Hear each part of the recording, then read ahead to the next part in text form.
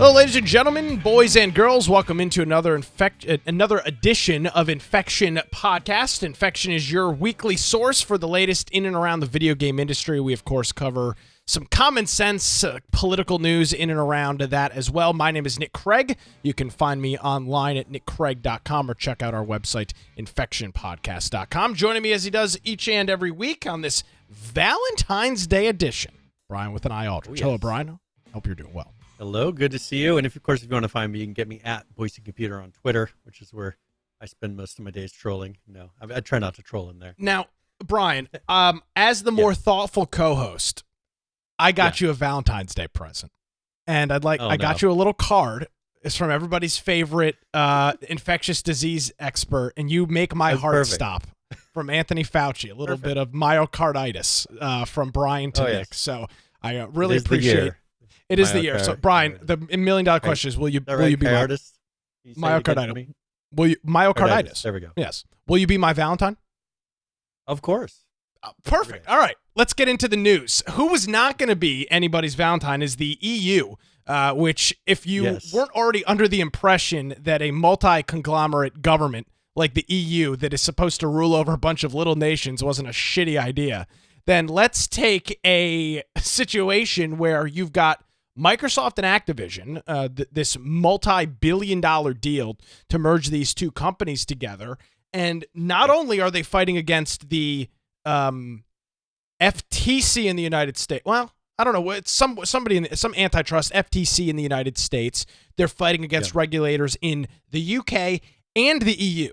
This is for the lawyers, the contract employees that are the attorneys for Microsoft. This is great payday because they're just constantly dealing. They're doing great. But for everybody else, this is just a nightmare. And Microsoft's not stupid. They knew this was coming because Brian, government loves to assert itself into things that it really has no business being in. And now you've got all of these governments and various entities all kind of jumping into this and all wanting to get little things out of it. So the first shoe to drop here is, in fact, the EU, which is separate from the UK and separate from antitrust questions and things ongoing in the United States. There was some rumors swirling late last year, but apparently now an official letter has been sent, a written statement with some of the objectives have been sent over to over to Microsoft dealing with this Activision Blizzard merger. And, they talk about some things, including higher prices, lower quality, and less innovation for console games and game distribution. So they're just essentially saying when you buy this company for nearly $70 billion, you're just going to jack up prices and the quality is going to nosedive. I guess that's possible, but it doesn't seem likely. I mean, you got to make $70 billion back. Yeah. Well, and they have to make this decision by April 11th, right? So I think that's the deadline for the EU to be able to finish this whole review and have an answer by. So they can't drag it out forever. But they are making some of these decisions. And I think Microsoft, if anything, has shown that they're kind of pushing the limits on some of these things. They're giving a lot of opportunities to different developers that may not have a huge day one sale, but when you throw it on the market or on the Game Pass, it opens up the door to people being willing to at least try your game, and they're giving them a pretty big kickback when it comes to just listing it. So the studio's getting money no matter what for having it on the Game Pass in the first place. Oh, absolutely. And so I think for a small studio starting out to be able to make a game, get it on the Game Pass when, especially with the economy right now, there's a lot of games that aren't selling. We've talked about Hogwarts, which is doing very well, but your average game that releases is barely making it. Well, yeah, and when you look at a $70 price tag, $69.99 US price tag that some of these games are having, no wonder the games aren't making it. I mean, when a carton of eggs at the grocery store is $18, who the hell has $70 for a video game? And it is important to note that when push comes to shove, the economy is tight and tough. one of the first things that will go will be subscription services, right? It will be Netflix and Spotify and some of these other things. But, will people keep if they're an avid gamer, will they keep Game Pass? I would assume they'll keep Game Pass over something like maybe Spotify Premium or Netflix. If I was an avid, if I was an avid Game Pass user, I'd probably cut something else out before I cut out Game Pass. I just, one of the frustrating things with this the whole time, and let's be clear, I'm an Xbox homer, right? It's not really a surprise or a secret, but it's been reported now that Bobby Kotick says that Sony won't even return their phone calls in regards to this. So Microsoft has been trying to work with Sony, which, again, the idea that Microsoft would rip Call of Duty off of the only other game platform that the only other console that it has any user share on at all is just stupid. They would be missing out on hundreds of millions, if not billions of dollars worth of revenue. They've already indicated that's not going to happen. It would be a stupid business decision for them to do. And they've already committed to anybody that if they will agree, they will give them 10 years where they don't have to worry about anything. And apparently Sony is so stubborn and so stupid that they won't even have a conversation with Bobby Kotick. He was on Fox Business late last week talking about it. And they're just like, they're not even, and that's, if I were them, I'd do the same thing, because now they can go to these regulators and go, oh my God, it's so scary. And this, these evil guys, Bobby Kotick, this terrible guy over at Microsoft. Oh my, if they agree to a 10-year deal, then they have no strings to pull in front of any of these regulation bodies. So they're making a strategic play here. But if this does end up going through, I mean, if Sony's pulling this nonsense and the deal does go through, I would hope Microsoft reneges any sort of deals that they offered to Sony and say, you know what, you guys wanted to play pretty much hostile actors, pretty much all of this. Yeah. I mean, well, and that's we've documented through just looking at all the different releases in the past couple of years. Sony is the company of exclusives. Microsoft down the board is very rarely ever exclusive in anything that they release on the Xbox platform, where Sony, almost every single one of their major titles that they still have are exclusive. The God of War and The Last of Us and all of these are not available on the standard, cross-platform system. On PC is not available on Xbox anywhere. And so I think if they can get the courts to see that and say, hey, look at, just compare our IPs. Look at the IPs. Who is the one who actually is more at risk of trying to make all their things exclusive and be anti-competitive?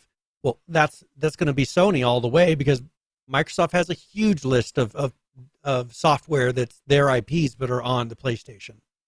It's being pointed out on Twitter here that this Last of Us show that's ongoing right now, that is apparently very popular, I will admit I have not watched it, is that this might end up being the nail in the coffin for Sony, at least in the United States, because the FTC's big argument was that, oh my God, there'll be no competition in the video game industry. No IPs could survive. And now Microsoft just has to go, oh, look at this little thing right here. What's the hottest IP right now? Yeah, it's a very hot TV show that's going on right now, and it's really to them it's the worst. And let's also be clear: Sony Pictures and Sony Entertainment is huge.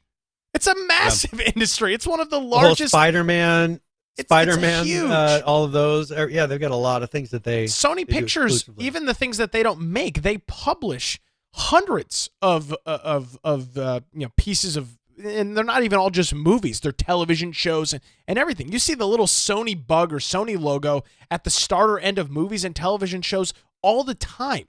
So the idea that Sony is just this little small company that needs protection from from the big bad government to stop Microsoft is just stupid. It doesn't make any sense.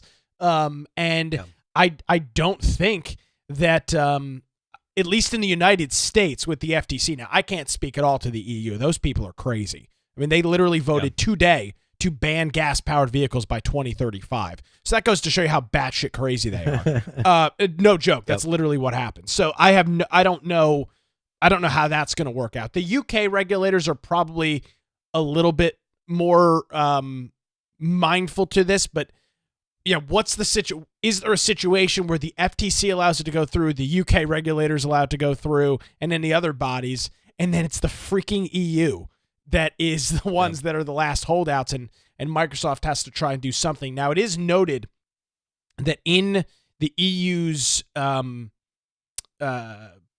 process through this, that Microsoft and Activision Blizzard are going to have to come back to the table with concessions for the EU.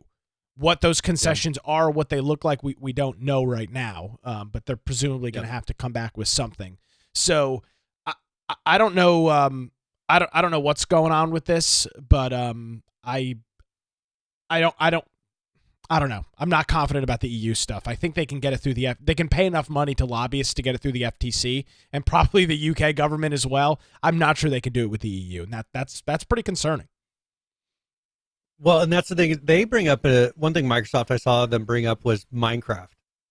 Because they keep saying Call of Duty, they're going to sit there and they're going to make an exclusive and they're going to limit to their platform. And Minecraft is one of the top selling games in the world. It's the number one all time. Number one all time. And they have made that available on every single platform device you could imagine. Phones, tablets, every console. I assume it's on the Switch. I think it is one of the top selling games on the Switch. Mm-hmm. So them having the top selling game in the world have made it available everywhere and did not make it exclusive in any way to bring people to any kind of a Microsoft phone or bring people to a Microsoft, Xbox or anything like that, or their streaming service. So I think that is a good for them. They, with their track record, I think they'll be good if the EU is not being totally just off the wall crazy, which is always a possibility. It's just absolutely always a possibility, and that's what a Landgun in chat is saying. Microsoft can't create or innovate, so they buy up an IP and copy the ideas. That's why them wanting exclusives is different. And Lance, I will admit, is very much on the Sony side of the argument here. Yeah. Talking about how Microsoft will drive all this franchise into the ground. Look what they did with Minecraft. So, I mean, there are arguments to be made on both sides of it. But again, you bring up a good point, Brian, that this is not, there will have to be a decision. There will be a decision but most definitely by the fall of this year, presumably earlier. Yep. I would expect by spring or maybe summer, but by the fall, September, October, this decision will have to be final. It will have been at that point like 16 months since this deal was announced. Yep. And at a certain point, you either have to close on the deal or move on. And I would imagine enough work has gone into this deal that they know that they're going to be able to get it through at the end of the day. Yep.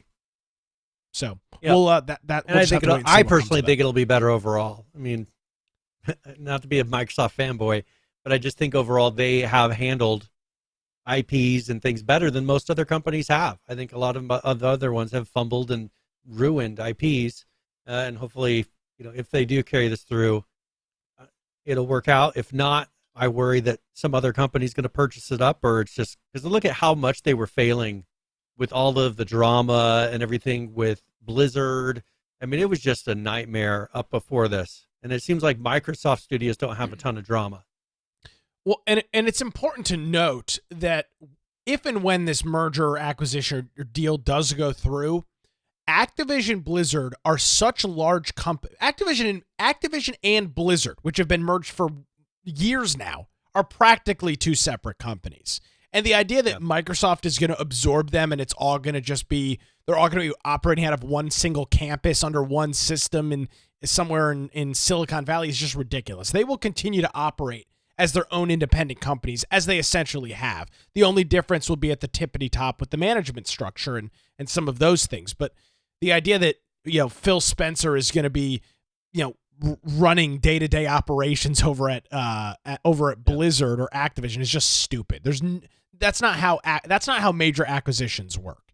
And these companies are already well-oiled machines. So it's not like Microsoft is picking up the the burning remains of a building and trying to put it back together. These are already very successful, very profitable companies. Call of Duty is one of the most popular franchises in the world, right? So it's not they're not coming from nothing. World of Warcraft is one of the most popular IPs in the world. So Overwatch 2 is apparently very popular. I will admit I haven't played it. So I'm not that concerned that it's going to be this huge conglomerate that's controlling everything. Now, if Microsoft is going to invest tens of millions of dollars into new technology for a new game, it might only be available on Xbox and on PC.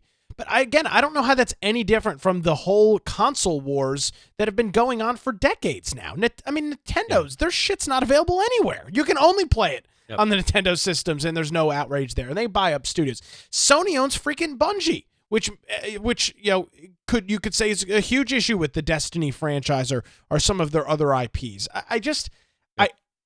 Yes, it's a large acquisition. Totally understand. But exclusives and closed party IPs are not new in the video game industry, and I don't know why this one is being treated so differently. It must be because of the size of the acquisition. Well, and one thing I'm kind of wondering, because there's some pushback because of the Game Pass, and I have an article here talking about how they claim that Microsoft has finally admitted that the Game Pass cannibalizes game sales.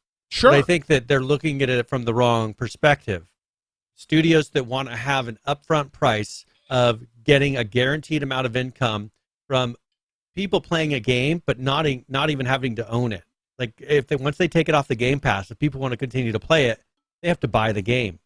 Here they said that there was hesitancy for them to put certain, Microsoft has also admitted that in the internal analysis shows a percentage, and it says redacted percentage decline in base game sales 12 months following their addition on Game Pass, which is to be expected. But when Microsoft owns those studios, they're less concerned about the actual physical sales of a game versus what is it bringing to the company overall.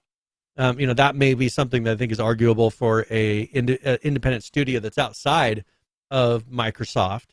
They have to make that determination. Do we want that money up front and be on the Game Pass and get a lot of players and get popularity, or do we want to do sales outside of the Game Pass? No one's forcing them to go onto the Game Pass. That's kind of an argument that doesn't really hold water with me. You could change this headline to Netflix confirms streaming cannibalizes sales. Yeah, digital sales of a movie. It would. Physical sales of movies. People don't buy those anymore. They stream them. When was the last time you purchased a movie? Oh, it's been a couple months ago, but it was a digital. It was a documentary I wanted to watch. Okay, but let me ask you this: when you were in your teens and 20s, how often did you purchase movies? Probably all the time. Well, yeah. I mean, I had a very big DVD collection. Of course, because that's what you did. You bought the physical media. I mean, that's just what it was. You don't buy movies anymore. You stream them on Netflix or you rent it. I mean, it's just with a headline like this is the trend. The trend is going away, and there are two sides of the conversation, two different ways that it can be looked at. The idea that physical, I don't want to say physical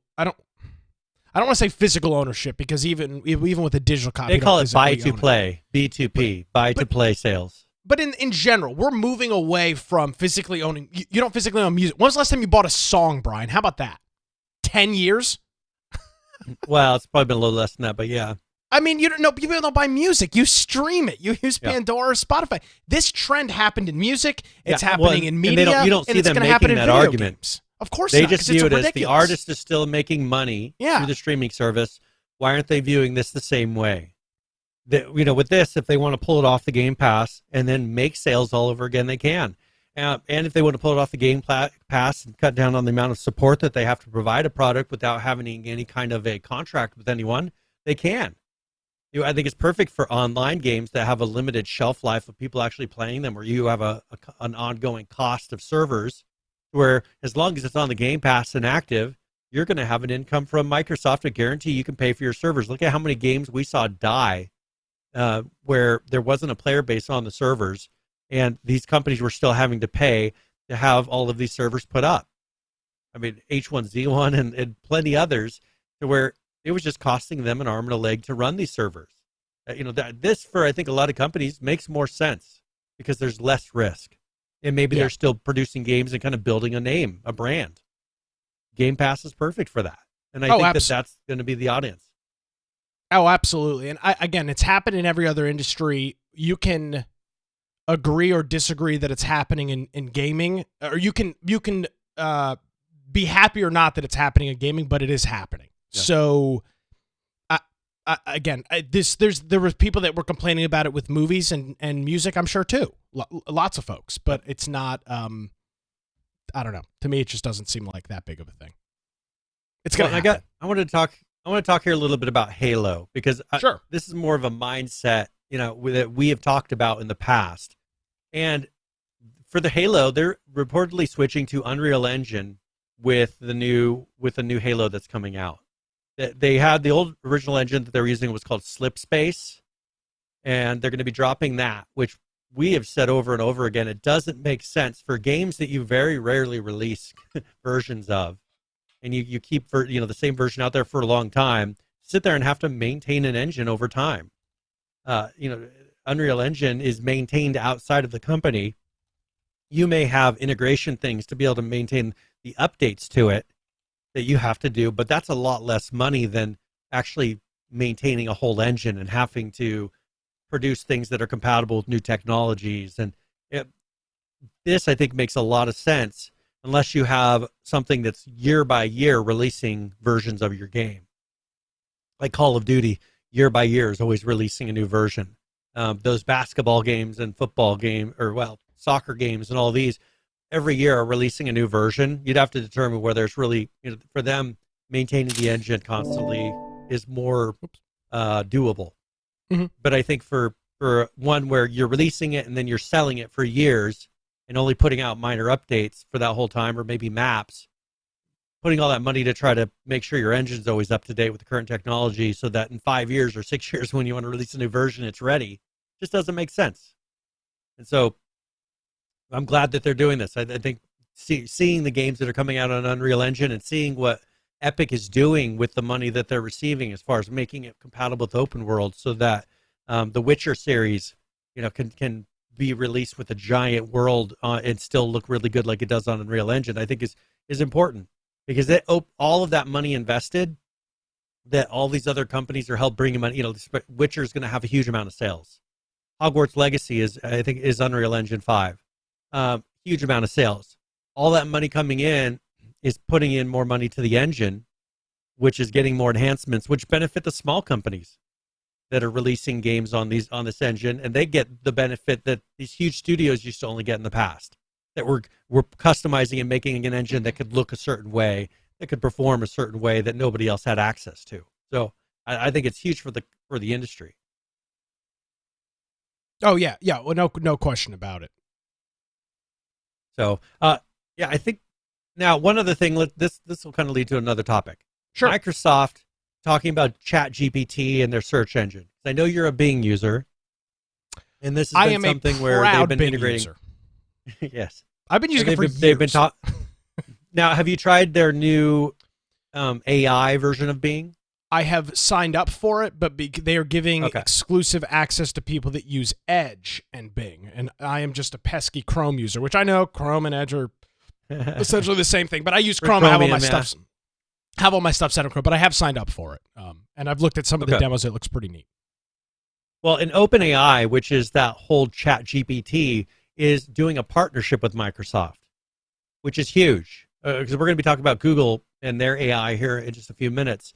But this is something where OpenAI is going to be integrating to where you can customize your search results. And they have samples of that where you say, if you look at what OpenAI does, say at the level of a 9th grader or even a 9-year-old, give me an answer that they would understand. And you can ask a question and say, but give it to me to where a 9-year-old will understand it.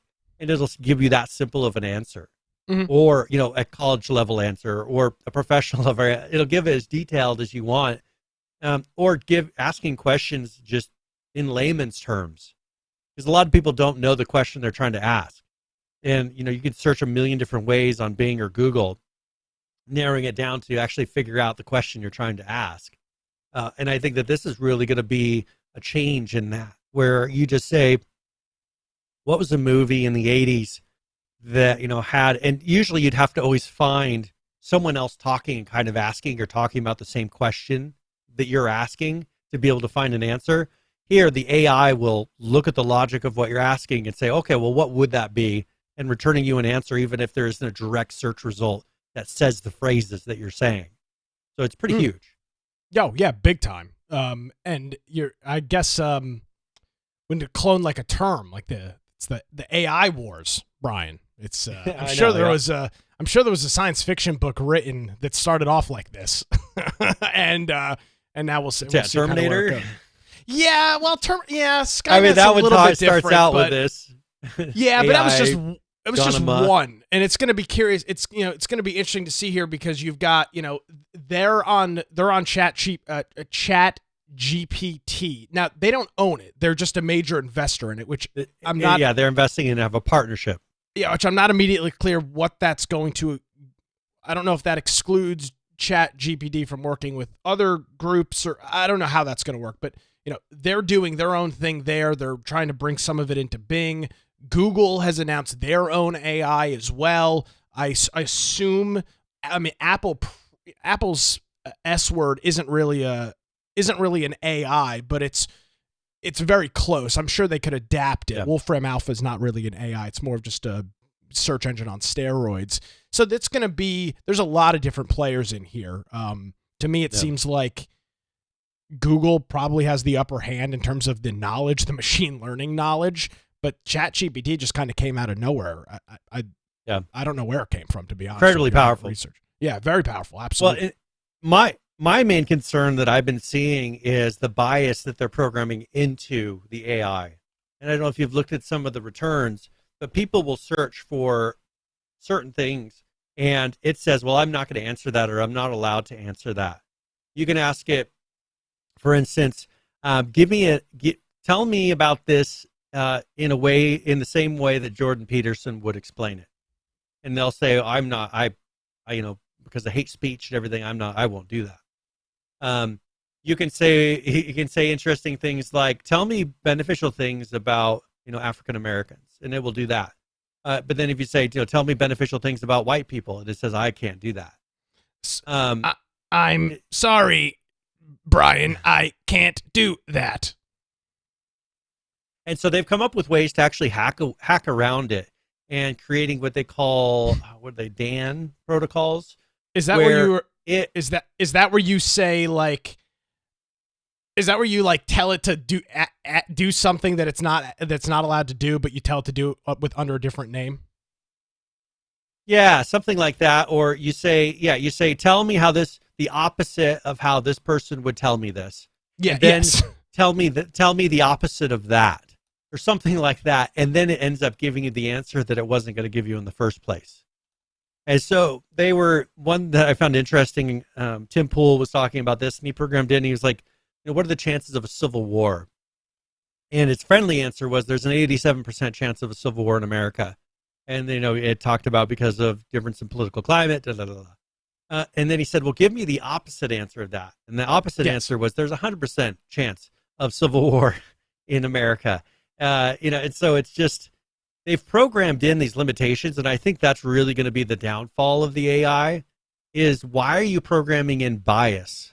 Just because you're afraid of something's logical answer, don't program in bias. If there's something, because they're even working around where you can get the recipes for illegal drugs and everything through reversing it. I can understand you're trying to block people from getting that, but I think that putting in and trying to assert your political beliefs to the AI and force it to answer only in your political beliefs and making it incredibly apparent that you're doing that, I think is a problem. I think the company that comes out and gives the most honest one is going to be the one that wins. So I've got a couple of thoughts on this. The term bias, I disagree with you a little bit on, because inherently everything is bias. I mean, It's feeding in news sources. Well, yeah, but hold on. Yeah, but I'm saying in general, the idea when somebody says, "Well, I'm not biased," well, that's just not true. Everybody is biased. Everybody has bias. Yeah. Everybody has bias. You can be objective, but you still have bias. I mean, it just inherently you have bias. Mm-hmm. What you're describing is overly flooding the AI with bias. Right? It has to have some level of bias because it has to give you an answer. If you tell it, they're programming it to if it doesn't match their level of what they want their bias to be, to refuse to answer the question. And that's the AI the gives you a very based version of their answer. When you hack around it, it gives you answers that they feel very uncomfortable with. That's why they don't like it, because the truth hurts. The AI is answering in a very non-biased way at times, where it's not being politically correct all the time. It's just using facts and numbers and things that it's able to pull and glean to give you an answer that you're not allowed to say out loud, right? Yeah. That's what it's programming out. So the problem is that they're training it with overly biased sources, and that's the problem. That's not even it. They're programming in after the fact. It's got a lot of non-biased sources, but they're not letting it tell you what. It won't tell you the information if they feel like the language coming back is too conservative. Okay. So the AI comes up with an answer that would be totally acceptable. But the thing is, they won't let it say it. Okay, so what you're saying is that the AI on the background is doing everything fine, and then they're putting like a final filter on the response, and that's when they're filtering out some stuff. Okay, I wasn't aware of that. That's interesting. Yeah, so they're introducing huge amounts of bias. The AI is being too unbiased and just giving you straight facts, and they don't like that. And so they're programming it to not give you information if it comes out as, being detrimental to any race group or any religion. Well, not religion, but political, if they don't want to bash Biden too much, whatever it is, they're programming it to not give you anything super conservative, or they'll give you anything woke, but anything on the opposite side they won't. Oh yeah, sure. So that's my main issue. And so that I think that's kind of right now the thing that really kind of makes me hesitate to really mess with it too much. But I think that if we can figure out, like, if they eventually put some rules on the AI, because you could really manipulate people and things doing this by programming it. Make it to where there's standards to where you can't go and influence it. Quit trying to program it to not be able to do things. Allow people to maybe filter things on their own, but give them the choice of whether or not they want to filter things. Now, Google announced, because they're trying to compete with this Chat GPT and with what Microsoft is doing, and they call theirs Bard AI. Terrible name.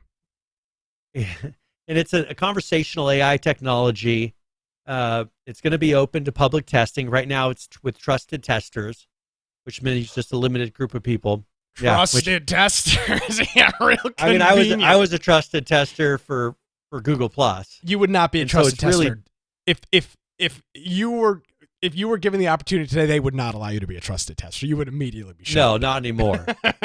Yeah, and so so now this is something where there's actually been a lot of flack against the CEO, because the employees were really upset that they felt like it was a botched launch and that it was rushed out the door because Microsoft announced this partnership, and they were worried that this was going to make it look like Google was, because articles were starting to come out saying Google's going to be losing the search engine wars, and I think they were worried about it hurting their bottom line.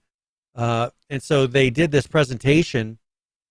If you look, I put a link to their source material, which is where their announcement is. Kind of shows a sample of what Bard looks like, and they did it as an animated GIF. I was trying to put a video in there. No, let's take a look. So let me refresh the page. All right, so here we go. Yeah, you can kind of see what this offers. What new discoveries from the James Webb Telescope? James Webb Telescope. Something 9-year-old. Can I tell my 9-year-old about? Oh, okay. So it's just responding with some. It's just responding with at a 9-year-old's understanding level. Well, so they're essentially. They've essentially taken the subreddit, explained it to me like I'm 5, and turned it into an AI, essentially. And that's what they mean by conversational AI, where you just kind of give it a sentence or two, of what you want, just explaining, and then it will give you an answer based on that. Yeah. Well, let me say this, completely unrelated, but a pet peeve of mine. I hate this whole idea of explain it to me why I'm not. Explain it to me like I'm 5 or explain it to me like I'm 9. Some things like, now this is a different example, but in general, that whole concept of like, oh, take a really complicated topic, Brian, and dumb it down to the point because I'm a stupid jackass and I can't figure it out at all. Yeah. And it's like, well, no, it's a complicated issue. Now you can give like a TLDR on it, but like take astrophysics, Brian, explain it to me like I'm 5. No, the answer is no. Yeah. It's a complicated matter. I'm not. This is not what I hope AI turns it. This is not what I want my conversational AI to look like. What I want it to do is when I ask it a question that would lead me to a search result, similar to kind of how Amazon A word and Apple's S word currently work, where it gives you, and I know that's not AI, but more of that on search engines is what I'd be interested in. When I ask my voice assistant what the temperature is going to be in the morning, she doesn't provide me with the almanac from the Wilmington International Airport. She tells me what the freaking temperature is going to be today, right? Because I don't care what the almanac is. I want to know what the temperature is going to be today so I can know what to wear to work. So that's what I'm hoping this turns into, more than just benign stuff like this. Like you can go. I'm sure you can go read a blog post about what this space telescope has found. I'm sure NASA.com has a write-up. I don't know that that's what I'm looking for. I don't know. So here, maybe I'm just I want to tell you how so I found something where they were talking about why they felt like the launch was botched. So of the presentation they gave, well, here it said with only 5. Well, they talked about the Trusted Tester program. But they were supposed to give a demo. Mm-hmm. So with 5 minutes of the 40-minute event dedicated to its ChatGPT competitor, and nearly all of that information was already present in the spoiler blog post on Monday. The rest of the event covered small updates like Google Translate, Maps, Lens, including a section that had to be skipped after the presenter told the crowd Google had lost the phone it needed to do the presentation. The live stream then ended with an error message and was marked as private on YouTube, so it was unavailable to replay for several hours. So that's what they're saying. It was just kind of a mess. It was like a dumpster fire of a presentation, according to them. And they felt like it was rushed because there was panic that they were being beat to the market and it was going to make them look weak. So that's all fine if they can present something later that is very useful, because the majority of the people still do use Google. And so if you can roll this out to where it works fairly well, I think it will regain whatever loss it's made right now, because I think they lost $400 billion after this presentation. Their market share went down $400 billion, like in a day. And so here, I think the biggest risk is that Microsoft and Bing, if it's just something that's really easy to use, could actually have some competition, which I'm not against. You've talked about the benefits of using Bing. I don't like it when a company holds the reins for too long on things, because these companies get to a point where they don't really feel like there's competition. I mean, you look at Chrome right now as far as a browser. There's Chromium, and they're all kind of variations of that. Well, what if we run into problems with the Chromium project? It's not going to be compatible with something, or it's going to be limited in its technology. True. You're limited to whatever Chromium offers. Mm-hmm. And so I think that having Google be pretty much the only search engine, which it was for a while, the only real search engine, that was really limiting to the kind of things that we're getting back. And here we have competition to where Microsoft and Google are competing at something that Microsoft has a chance at winning. And if they do it really well, people will move over. This is one of those things to where if you can offer something that just gives you 10 times better results in search, which was what Google has done up until this point for most of the time, that's why they're the head of the market. If Microsoft can turn that around, this is how you would do it. Because Microsoft, I don't think, really has been able to compete with the algorithms that Google has to be able to bring back things that make as much sense. Now, you said that's changed here. I haven't used Bing in years. It has, yeah. And 5 years ago, I would say that they didn't really compete that well with what they were returning as far as the way that Google organized their search return. That is true. And then there are still I would say out of a 7-day week, at least, and by the way, I only use Bing here at home. At work and everywhere else, I use Google, just because it's the default browser, default search engine. But out of a 7-day week, I probably still use Google 5 or 6 days here at home, and I'll tell you where I specifically use it. It's when you're looking up like weird, benign things. I'll give you an example. I was dealing with something in SQL, and the error that I was getting was odd. Put the error into Bing, garbage results. Put the error into Google, first result was a Stack Overflow or some website like that with a guide going down what it was. Google knocks it out of the park, and those are still the reasons that I use Google. Plus Google image search, like if you're searching for for the show, the graphic that we do for each episode, those images, Google just has a better algorithm of giving me those images than Bing does. So there's certain things that are relevant. A vast majority of other things, 99% of what normal people would be Googling, which is not SQL query error messages, Bing is going to act as a totally fine alternative. But this is a huge opportunity for Microsoft. Yeah, and that's the thing is I'm open to trying Microsoft. I felt like I wasn't, because I search for a lot of code and error messages don't use and code and things like that. and so for me, Google has just been what's easier. And when I go and search for those things in Bing, it just hasn't worked out well for me. Now, if this is something that changes with using this AI implementation of it, maybe I'll get better results. I'm totally open to switching. I even would be willing to use Edge because it's enough like what I'm used to now, and I can use my plugins to where it doesn't really bother me anymore.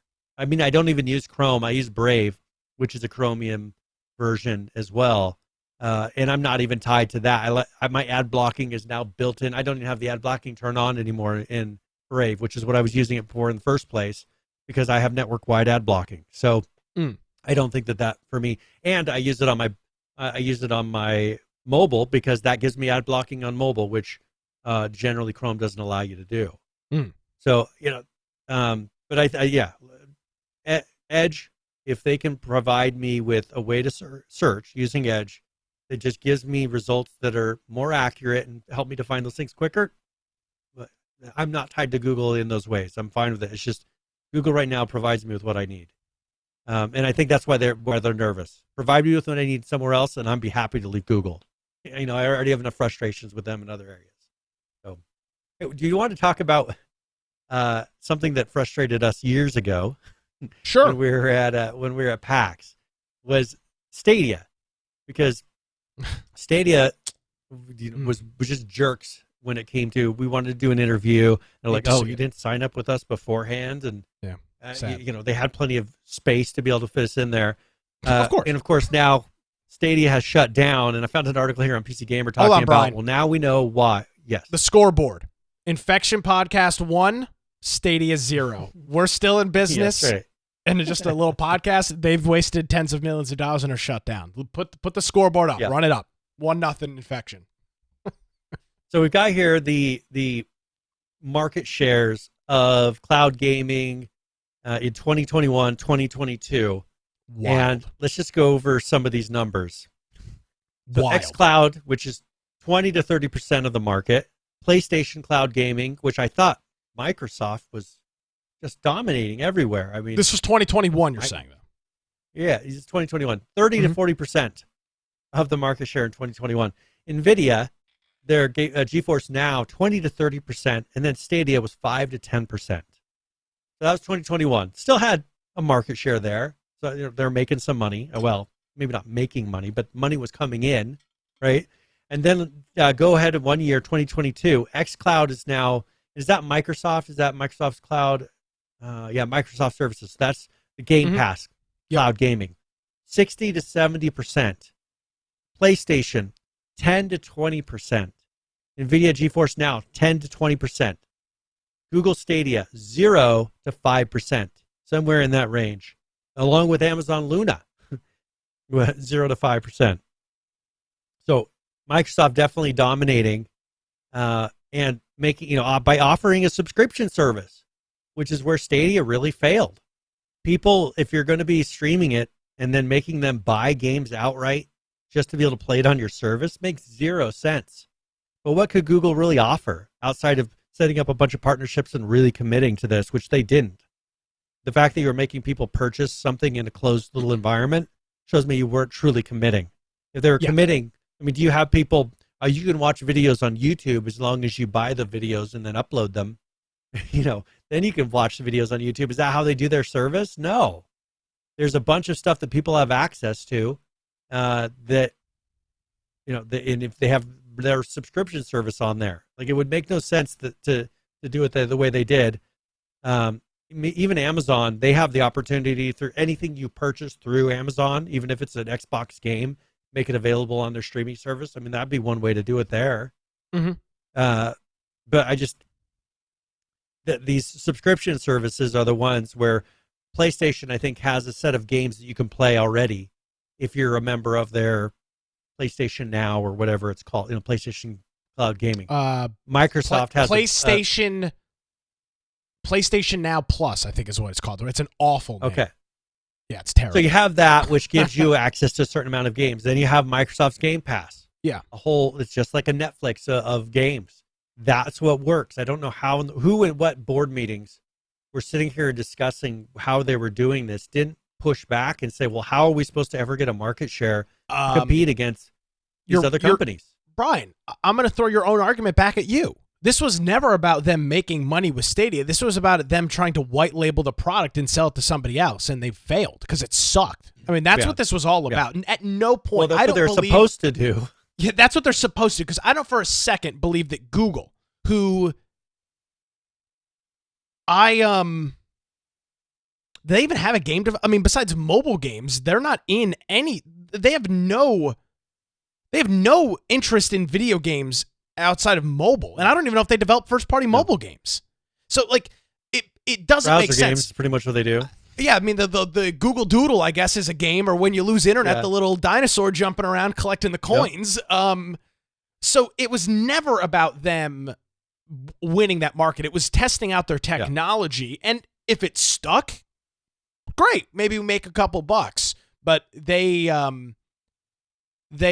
don't know what they were ever thinking. This was nothing more than them testing technology, for sure. Well, I think there's a lot of companies that with all the COVID really went all in certain technologies they thought COVID was going to force. And I think remote work was something that which sure, that's gone up a lot, but there's certain things where you just need to be in a studio. There's certain things that just don't work well remotely. And I think that game development is one of those where when you're working with graphics and art and things that are huge file sizes, I just don't think they could get that market. I think there's too many people that are willing to go into an office still. And COVID has died down, even though they try to force it to maintain all these restrictions and limitations. I think that a lot of these companies that made huge investments that are now laying off tons of people because people are kind of going back to normal. And they're losing a lot of money because, I mean, look at even Teams and these remote workplaces are laying messenger services and remote meeting services are having to lay off a ton of people. Thousands. Because people are actually going back into the office. And I think that was just one of those that just, they thought, well, you're just going to have to work, because they're in this California mentality.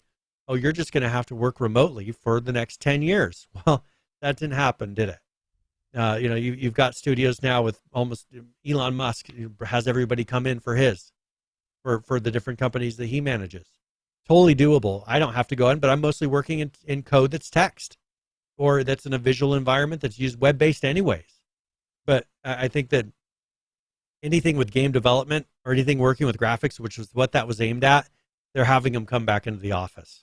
Oh, for sure. So I don't think they would have gotten enough of a market. It's a cool remote work type of a thing, but I don't think they pushed it in the right place. You should have pushed it in the business because you didn't get enough people using it to really even test your product and stress test it like they would. Absolutely. No, this was Google's a large enough company that they can afford to do these essentially write-offs. I mean, they can blow hundreds of millions of dollars. There's $1 billion here. Yeah, I mean, and while that sounds crazy, when you're a company of that size and scale, that happens. And I think they were maybe there's a little bit of a hope and a prayer, like, oh, this streaming thing is pretty hot. Maybe we can grab part of the market share on it. But they're trying to grab a market share that didn't exist yet. Is the problem. That's true. They were a little ahead of it for sure, but their business model was just, as you mentioned, stupid. You have to pay a subscription service, and then you still have to buy the games. It doesn't make any sense. I based on the way they treated us, I hate that people lost their jobs, but the organization as a whole and the way that they treated their community, which is what I would call ourselves at the time, was just really crappy. So 1-0, rack up the score, keep track. Well, we're running out of time, but I think we should follow up with a story that we covered last week. Oh, what story was that? And this is Hogwarts Legacy. That hateful game that we keep pesky old hearing about. Video game that nobody's playing, right? Now, I kept having come across my news feeds different deals and things that people were supposed to do as an alternative. Of course, Kotaku, they were pushing this Trans Witch Games bundle. Hey, I put this in Discord. Alternative to Hogwarts Legacy. That's my story, yeah. And I saw this the other morning, and I was like, what in the hell? It's a bunch of weird indie games. Yeah, you can buy indie games from queer creators instead of tossing money at J.K. Rowling. So these are all LGBTQ developers or creators that have made all of these. And so, yeah, if you want to spend money, instead of the right-wing views of Legacy's former lead designer, or it's just, you gotta love the things that they're throwing in here as reasons you should not support Harry Potter. I've got an interesting point, and I don't know this to be the case. Is she making royalties on the game, or do they pay her a flat fee for the licensing? Because I don't know that that's a good question. Because it says that you're tossing money into J.K. Rowling, which, by the way, did you know her name is actually pronounced rolling, like a bowling ball with an R? And that's how it's supposed to be pronounced in the UK, according to an interview I watched. Because I did a segment on my radio show this week about this game because it was just so ridiculous to talk about. So I don't know that she's even making money. I would assume she's got to be getting a little bit of a trickle from the IP, but I can't imagine it's anything significant. She's already worth nearly $1 billion. So I don't think it's the money motivation is what's behind this. I think she probably actually likes Brian, I know this will be a controversial statement. She probably likes the universe that she has created over the last 20 some odd years and would like to see it continue to live forward. I know that's probably a little scandalous to say, but probably a vested interest in the ecosystem. I just Google searched, this Hogwarts Legacy Rowling royalties, and it's just all biased. She will profit. So no matter how, it's bad. And, yeah. Okay, so no the matter how answer's involved, probably not. Always will be attached to the product. And so the fact that that's the article indicates she's probably not getting royalties, because if she was, they would be foaming at the mouth. But when they have to go, there was no confirmation. They're just saying, somehow she's going to get some money, is what they're saying. Okay, so buy a bunch of crappy indie games in all likelihood. I mean, just by the looks of these don't appear to be full-fledged games. So instead of buying 69 games, so 69 games, game bundles raised over $79,000, which is not a lot of money for 69 games that you've sold. Yeah. Oh well, wait. Which one did you look at? Because you said $79,000. Yeah, they said raised over $79,000. Well, they're at $125,000 now. Well, this one's at $15,000. The Trans Witches Are Witches bundle. Oh well, that's a different one that someone else made. I've got one here that. That's a trans. Refresh your screen. I did. Yours is totally different than mine. I'm looking at the exact same thing. Exact same, but mine says 125,744 raised out of 192,000 goal, and mine says buy all for $60. So you've got it. Okay, so yours says buy all for $10. Yeah, right below that, Trans Witches Are Witches, $60 a bundle. Yeah, sorry. There's two different bundles. One if you have $10, and one if you don't have $10. Oh, so you can do two different prices. Yes, sorry. My deepest condolences. So here is the Oh wait, I pulled the same one. $10 God one. damn it! Sorry, I don't know what it is. Apparently, there's a $60 title as well. Okay, so they've raised a couple bucks on that, but the whole point is, bundle, they call it. Yeah. So the whole point is, take a game that is objectively very good and people seem to very much enjoy. Taking a look, Brian, bringing back one of our favorite segments, current players, currently on Steam, 354, almost 355,000 people playing. Over 500,000 people is the 24-hour peak. And the all-time peak, 2 days ago, the game's only been out a couple days, is just shy of 880,000 concurrent players. Yes. Yeah. Wow. Terrible. And if everybody just gave $1, they could buy the Trans Witch bundle. Beat the Trans Witch numbers. So it's obvious. So obviously, my whole segment on my radio show this week was that for one of the first times I've seen, Brian, at a mass scale, a cancellation effort that has not only failed, but has, I use this analogy all the time on this show, the rubber band. It's literally snapped back in the other direction. Not only did they not cancel J.K. Rowling, they made this game like literally one of the most popular video games of all time. Amazingly. Yep. Well, what are the Twitch numbers? Thing here is it. Okay, so the Twitch numbers are huge.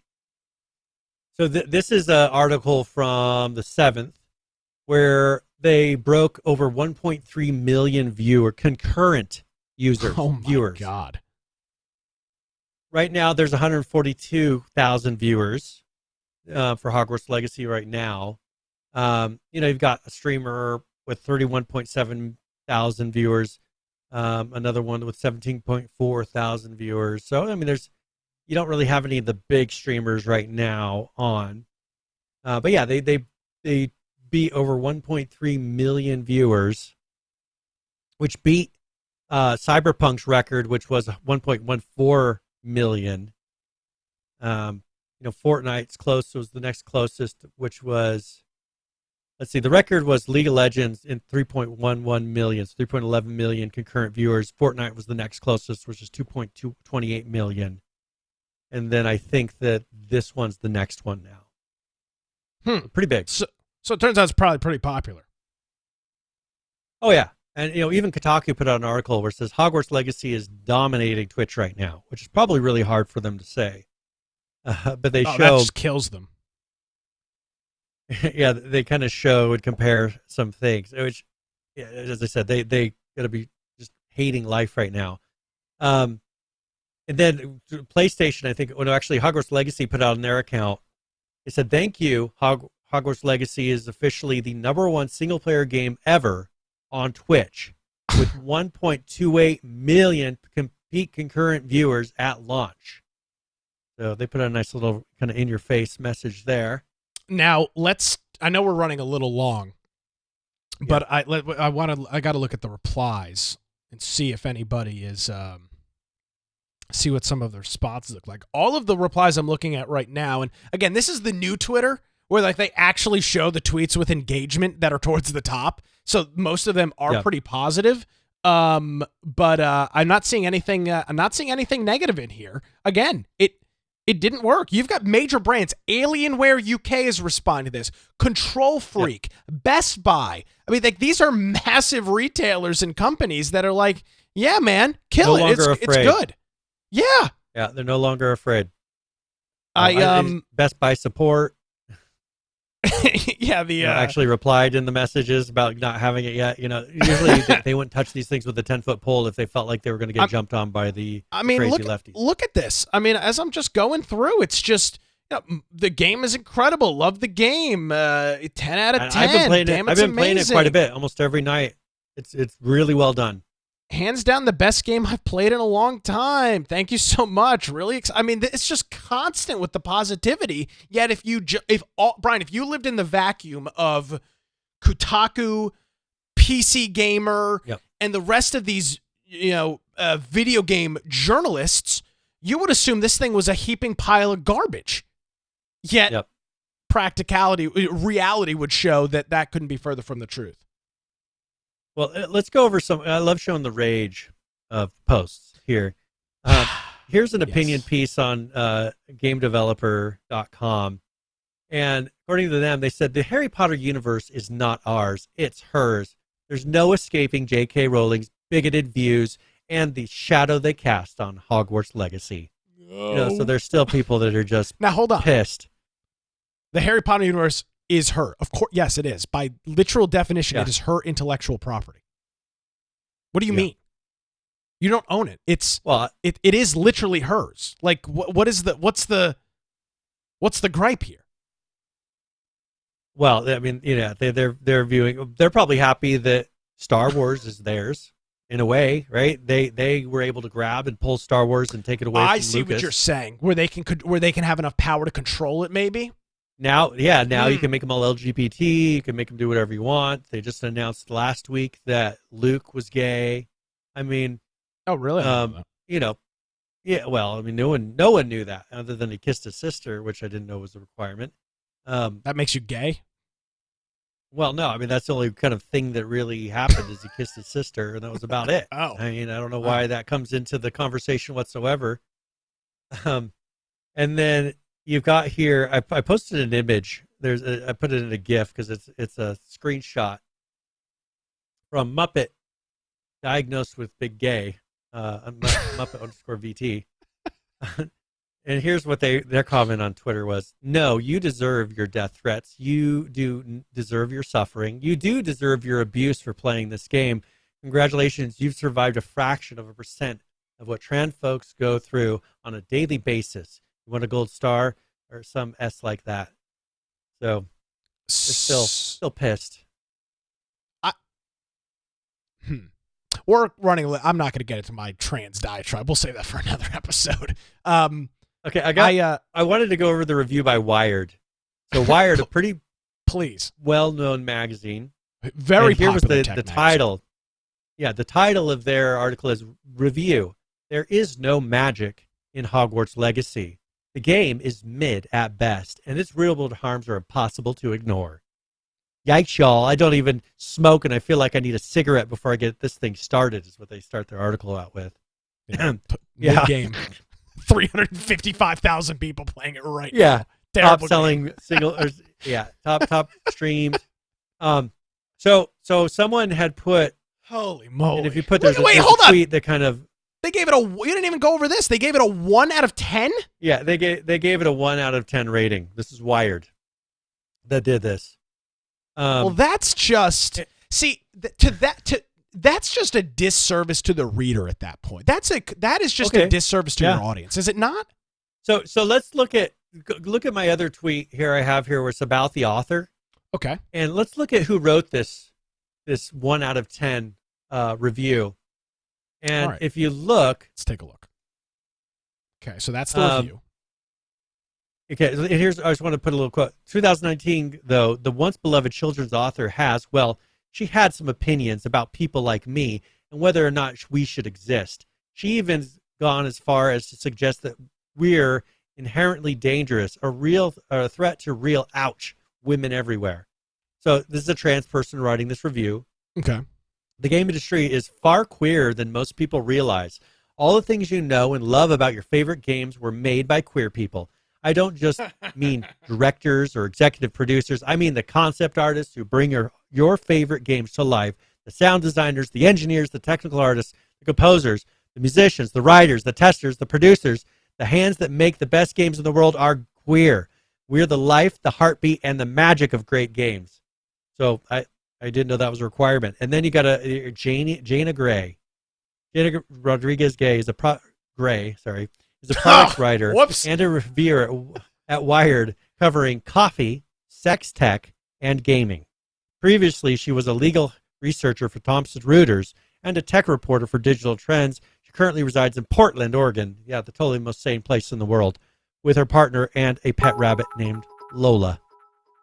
So, Jesus Christ. That is the person who gave this review. Listen to this, though. Imagine this being your job. You get to cover coffee, sex tech, which is essentially sex toys and video games. I mean, that's a pretty cool. That's a pretty cool list of things to cover. Yeah, I mean, objectively, I mean, they're highly qualified. Well, I mean, I'm sure, but I mean that's Hopefully they're objectively better cool at covering coffee and sex toys rather than they are at gaming, because they're totally out of touch with gaming. Brian, to quote a favorite video game, press X to doubt is is where I'm going to go with that. Firebomb is throwing in a bit here, saying 1 out of 10 reviews will push people to play it for themselves to see how bad it could be. So it loses. It's a loss on that end as well. It's not even, to me, nobody, first of all, I don't think anybody is reading the Wired review and going, oh my God, like I need to. Perfect source. I can't play this game. I mean, you can't escape it with how popular it is. If you're in the video game industry, right? If you're outside, you probably do believe that that's the case. But it's making them a laughing stock, though. I mean, they should look at replacing that person with an actual gamer, someone who plays video games and has an open mind about video games, rather than wanting to push, obviously, their pigeonholed version of a video game. Whatever that is. I mean, there's a lot of crazy games that like Unicorn Joe loves to post in our Discord, which I'm sure this person would love. But this is one of the top selling. I saw another article where they were saying, here's the lead this, Hogwarts Legacy receives praise from an unexpected marginalized group. Ooh, who could and that it's a be? It's a bunch of black people talking about how they love the hair options in Hogwarts Legacy, and they got black people hair just right. They say, you got black hair expo properly, and they're just giving tons of props to giving realistic and hair that a black person's not like, what in the world is this? And giving total praise to it, saying they did an amazing job. So one thing that I want to mention is one of the NPCs you interact with, the one that's trans, you interact with that NPC more than a lot of other NPCs. It's one of the main NPCs you interact with throughout, kind of like on level with one of the teachers. You interact with this one about the same amount of time. So it's not like it was a super small part in the whole thing. It's one of the main voice actors throughout the whole thing. And it turns out that voice actor is actually a trans person, which was actually a trans person week, as we well. covered the moral outrage over, oh my God, they used a cis white male as their voice actor, which turned out to be complete. Yep. See, Brian, this is the approach of the left, is it's just, you just make something up and then just hope that it's true. And then there's and then later outrage. You can do a retraction. You don't even need to retract. But then they don't actually. Well, no, the original source retracts, but none of the articles written on that source ever correct. Yeah. So then they have all these articles saying, oh, this happened, this happened, this happened, this happened. Anyone going to do research on it says, well, I can't believe all this stuff happened, because no one then goes to the original source and, oh, well, this is all made up. This is all lies. That's their playbook. That's what they do. They've been doing it, and they know that that's how they do it, and so they do it on purpose. That's why you don't ever refer to the original article. You write articles about that, and then the next ones, they do 3 layers deep for a reason. They have it to where their source is an article that was written on the original source. So that way, if they're never linking to the original article, so that if there is a correction, you never get to you go to the source, and you'd have to then click on the source of that source to be able to get the actual correction, because they make it to where people never dig deep enough to find out that it's a total lie. Very frustrating. Sorry about that. It sounds like a Black Hawk helicopter's landing on my roof. Maybe they're shooting down another Chinese spy balloon or something. I don't know what's going on here. Maybe. Literally like 3 helicopters just whooshed by at the speed of light. It's Brian, it's wild times that we're living in. I mean, it really is. This stuff is just off the friggin' wall. Yep. Yeah, and the beauty of this is that it blew all expectations out of the water. There's nothing that they can say to be able to convince anyone that it's not a beautiful and wonderfully made video game. I've been playing it, and the content is diverse. The voice acting is great. There's tons more content. One thing I do recall, because I was looking at articles that they were writing about this prior to it being released, and these articles were being written saying, oh, well, it's not going to have this, and it's not going to have that, and it's not going to have, this, that, and whatever else from the original books or the movies. You want to know what? It's had every single one of those things that those PC Magazine and Kotaku articles said it wasn't going to have. Like the specific things that they said it will not be in this. They've all been in there. The rumor requirement, the Patronus, everything that they wrote articles saying, well, it's not going to have this. It's just trying to make people think, well, it's going to be a limited featured video game. It's had every single one of those things built into it. Of course. So it's just once again, are they going to go back and now write, well, we were wrong on all these things? No, those articles are still out there. But it was stuff to try to manipulate and make people feel like, well, I'm not going to pre-order the game because it sounds like it's going to be missing a lot of the cool things. Yeah. And they were wrong. It's wild. We'll have a link to all of these illustrious articles and tweets and some of this investigative work on our website, infectionpodcast.com. Brian, happy Valentine's Day. Tell folks where they can find you online. You as well. You want to find me on Twitter at Boise Computer. Of course, you can get me on other places, True Social and whatever other ones are out there at Brian Aldridge. If you want to go check out my blog, biteoftech.com. And if you go to our website, infectionpodcast.com, one thing I encourage you to do is go join our Discord server. We got 11 ARC servers going. We have a Conan Exile server going. We have a news channel in there if you want to post some topics that you think are relevant or maybe some of these statistics and fun things. And we have a politics area. So a great place if you want to get a hold of us. It's the perfect place to do it. And just click on the upper right-hand side of our website. If you want to watch the podcast, you can do that through Twitch or YouTube.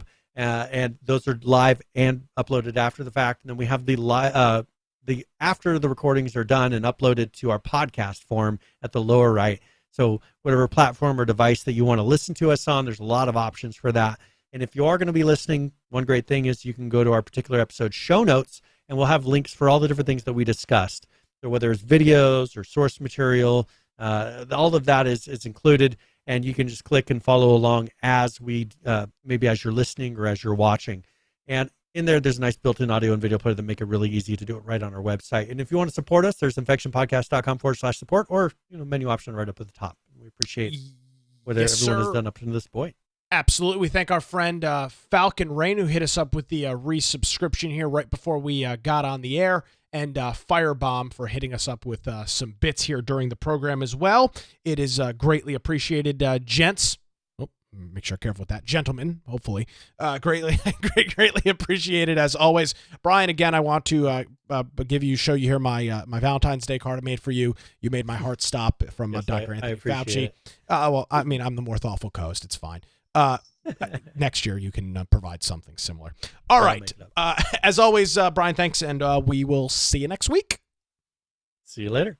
Alrighty, folks, that's going to do it. If you'd like to check out some of these antics and nonsensical takes and blog posts and reviews, you can find out all of that on our website. It's infectionpodcast.com. Thank you so much for joining us, everybody. Have a great week. We'll see you next time.